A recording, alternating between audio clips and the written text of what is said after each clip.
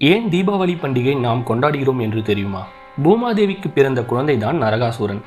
உலகத்தையும் ஆள வேண்டும் என்ற எண்ணம் கொண்ட நரகாசுரன் சாகாவரம் வேண்டி பிரம்மாவை நோக்கி தவம் புரிந்தார். சாகாவரம் தர பிரம்மன் மறுத்ததால் எந்த ஒரு தாயும் தன் குழந்தையை கொல்ல மாட்டாள் என்று எண்ணி நரகாசுரன் தன் தாயின் கையினால் மட்டுமே எனக்கு மரணம் ஏற்பட வேண்டும் என்று பிரம்மரிடம் வரத்தை பெற்றான்.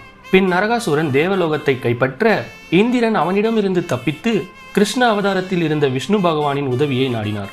நரகாசுரனை அழிக்க கிருஷ்ணர் இந்திரனுடன் கிளம்பிய போது கிருஷ்ணனின் மனைவி சத்யபாமாவும் கூட வருவதாக கிருஷ்ணருடன் புறப்பட்டாங்க. நரகாசுரனுக்கும் கிருஷ்ணருக்கும் இடையே கடும் போர் நிலவியது. அச்சமயம் கிருஷ்ணர் பொய்யாக கீழே விழுந்து மயங்கியவாறு நடித்தார். இதனை கண்ட சத்யபாமா கோபத்தின் உச்சிக்கு சென்று நரகாசுரனை கொடுமையாக தாக்கி வதைத்தாங்க.